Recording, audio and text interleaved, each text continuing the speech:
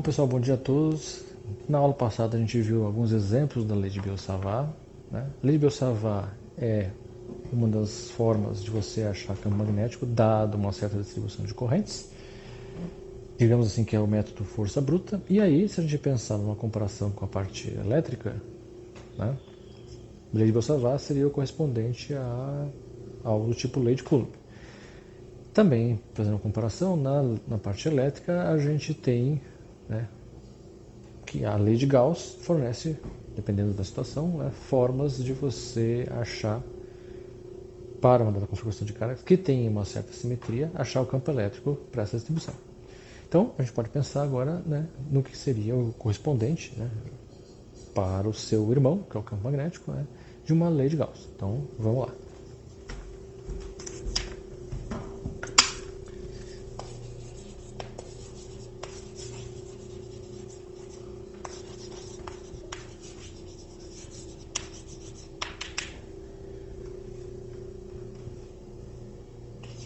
Bom, primeira coisa é lembrar que no caso elétrico,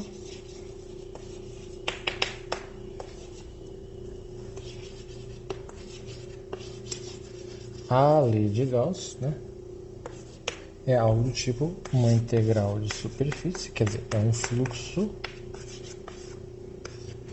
Isso aqui é um fluxo total através da superfície S, e esse fluxo total é proporcional à carga que fica dentro do volume que essa superfície S define.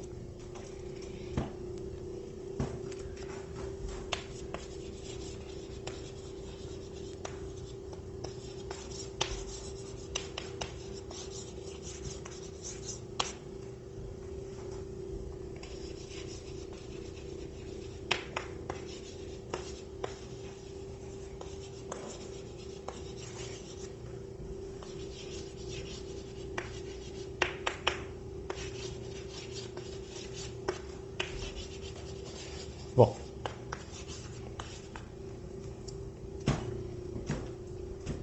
um correspondente magnético disso, né,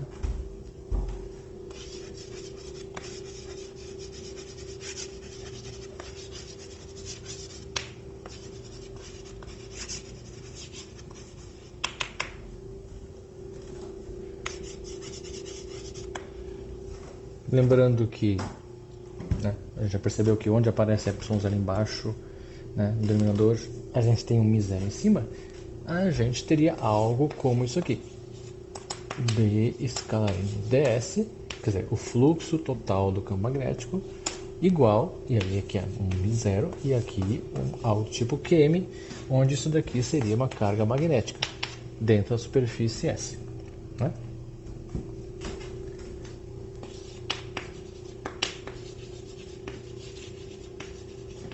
Qual que é o problema com isso?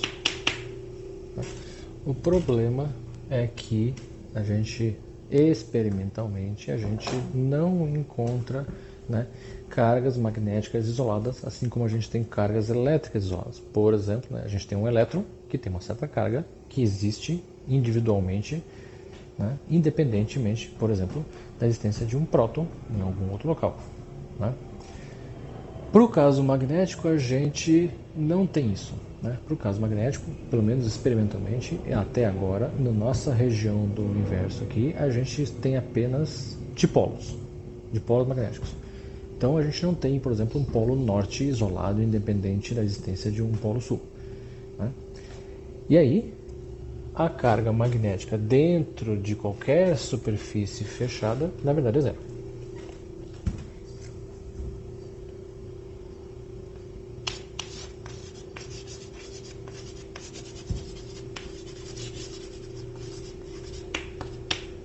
Lembrar sempre que a gente está falando até esse momento, né?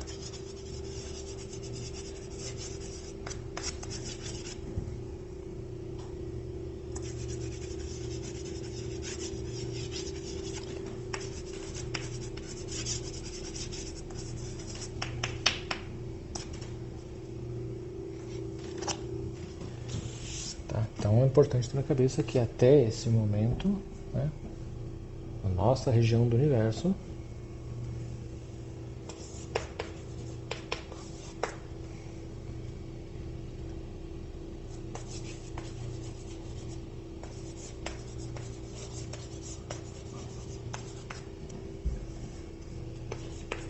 E aí, né, a forma integral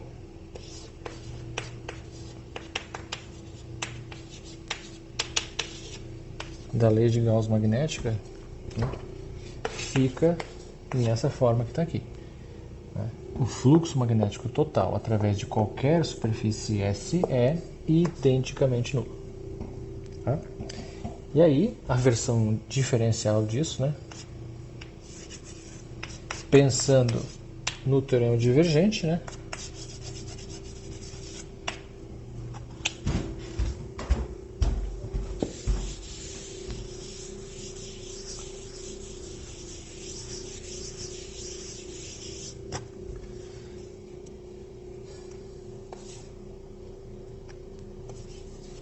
Então, B escalar n ds, a integral de fluxo, é igual a uma integral de volume do divergente de B, né, integrado no volume, né, que, por sua vez, é igual a zero.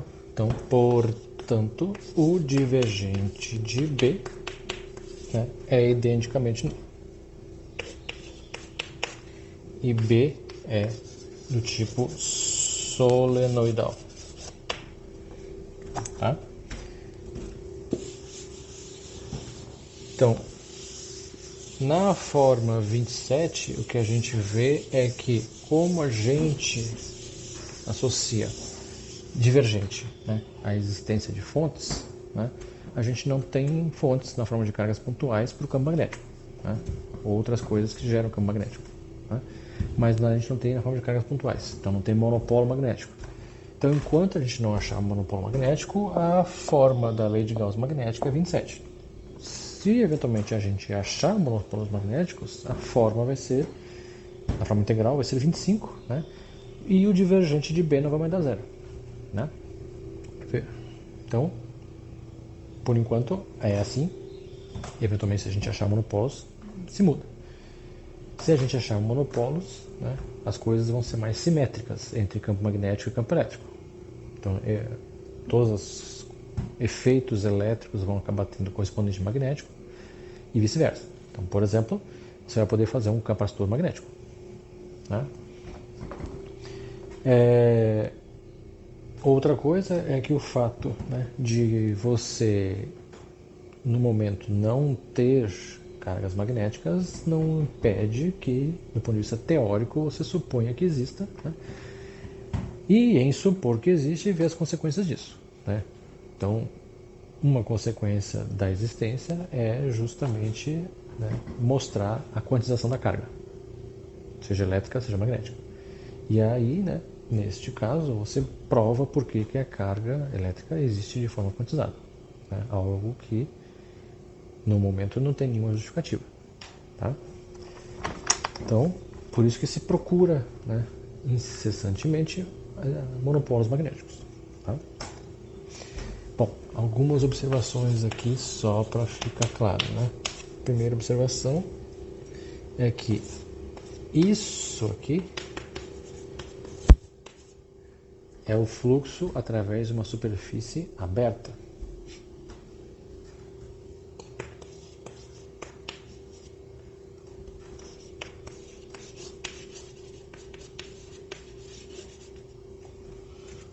Fluxo magnético, para ficar claro.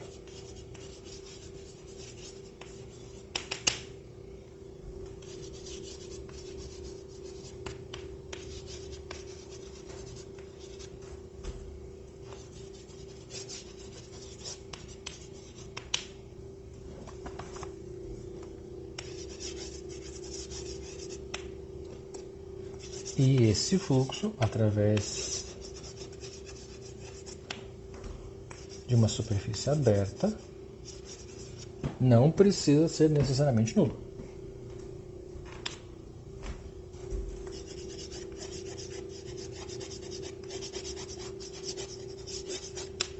Tá?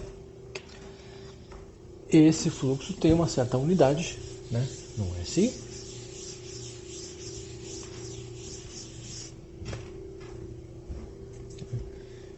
A unidade desse fluxo magnético, né, é algo tipo Tesla, né, já que é B vezes uma área, Tesla vezes metro quadrado, que é um Weber. Tá? Essa é a primeira coisa. A segunda coisa é que uma propriedade de campos vetoriais, né, dado um vetor genérico W, né, se o divergente desse W é identicamente nulo, a gente pode escrever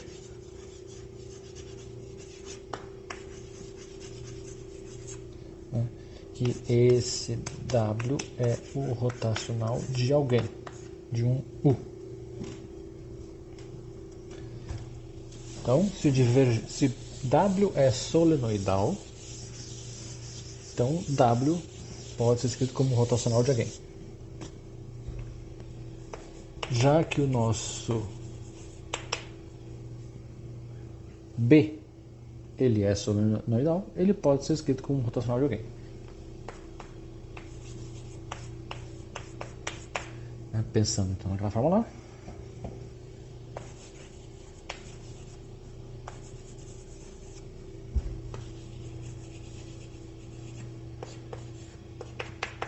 B vai ser o rotacional de um certo A, onde esse A, né, é um potencial. Ele é um potencial, né, magnético,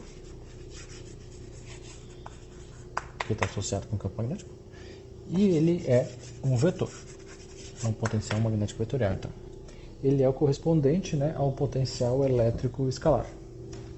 Tá? E aí tem algumas propriedades, mas lembrar, né, que esse cara não é físico, e nem o A, aliás, nem o V, né, o potencial elétrico. Tá? Bom, uma coisa importante é, como sempre a gente faz, né, verificar a coerência das coisas. Coerência e consistência. Né?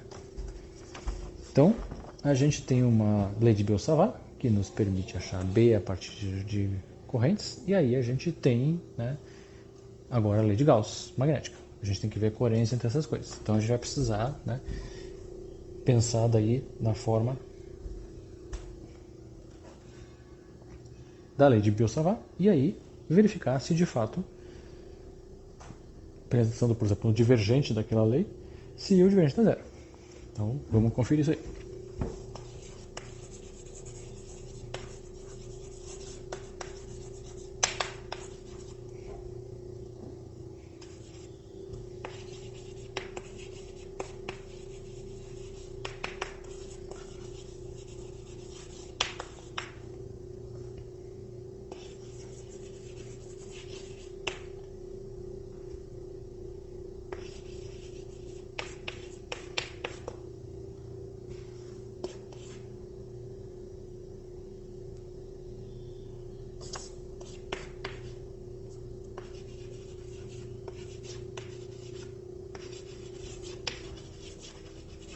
Então a gente vai calcular o divergente do B, que é o divergente de algo do tipo μ0 sobre 4π, uma integral, né, de J de R' R menos R' sobre R menos R' ao cubo dV.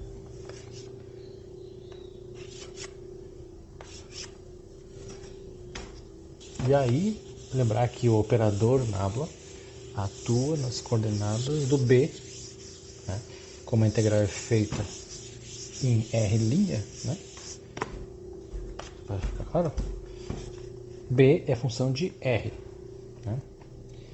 Então essa operação aqui pode entrar aqui dentro, né? Lembrar que J é de R'. Então o divergente do B é μ0 sobre 4π, integral de volume do divergente de J, que é de R', né, R menos R menos R' ao cubo de V', só para ficar claro isso aqui, que é 29.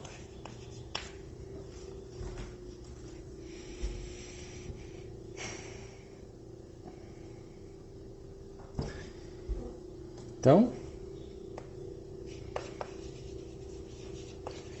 ali a gente tem uma divergente de produto vetorial. Então a gente vai ter que pegar e desenvolver esse negócio.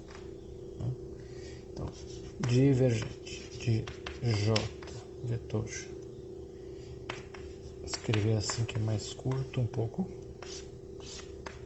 Lembrando que Rzão é R menos R', a gente sempre usa assim. Então, essa divergente abre assim. Rotacional de J, que é de R' vetorial,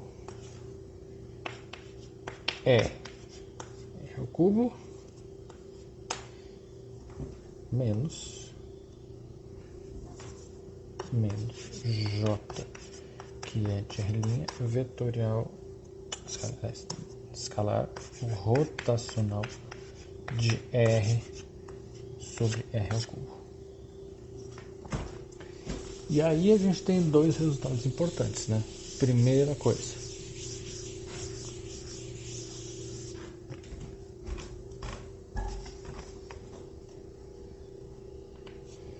Nabla opera em coordenadas R e J é de R'. Então essa operação aqui dá zero. Segunda coisa, rotacional de um vetor, né, que é de R menos R'.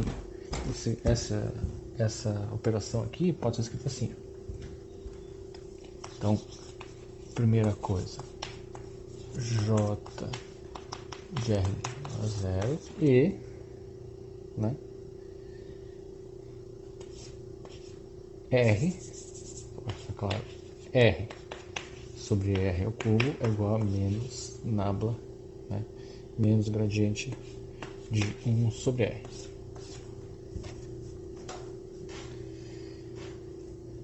Então,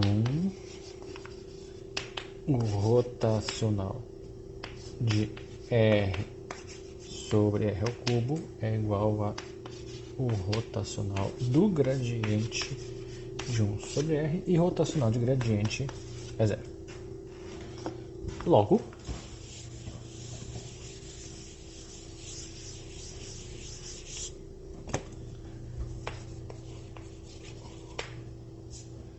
divergente do J vetorial E sobre R ao cubo é zero. E então,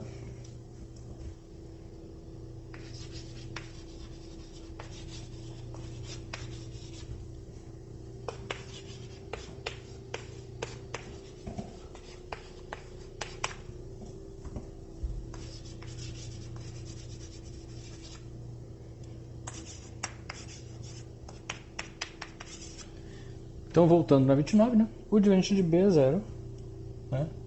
Então, a lei, né, de Biot-Savart é consistente, sim, com a lei, né, de Gauss magnética, que a gente acabou de ver. Tá? Essa é uma verificação importante, né? Porque se não fosse, alguma coisa aí não dava certo, né? Ou uma estava errada, ou a outra estava errada, ou na verdade estava tudo errado, né? Então essa verificação de consistência é importante para manter as coisas, né, funcionando direitinho, né? Bom, então a gente tem um fato físico, que é a inexistência de monopolo magnético. Esse fato físico tem uma relação matemática, que é divergente de B igual a zero, ou o fluxo total através de uma superfície fechada do campo magnético é igual a zero, né? É um fato fundamental, importante, está matematicamente descrito por essas equações, né? Mas, do ponto de vista de uso, né, para, por exemplo, determinar campo magnético, não tem tanta utilidade quanto tem a lei de Gauss elétrica. De modo que a gente tem que pensar em alguma outra forma, né, de, por exemplo, determinar campos magnéticos, né, e em problemas em que haja algum tipo de simetria, que explore algum fato, né, e aí isso vai nos levar, então, na próxima aula, a falar um pouco sobre a lei de Ampère, tá? Que é, então, né, algo, do ponto de vista magnético, né, bastante importante. Tá? Então, próxima aula, a gente volta a falar sobre isso, introduzindo, né, falando um pouco sobre a lei de Ampère. Então, pessoal, se gostou, dá um joinha, curte o canal, se inscreve, ativa as notificações, né, comentários aqui embaixo, né, e obrigado a todos. Até a próxima. Tchau!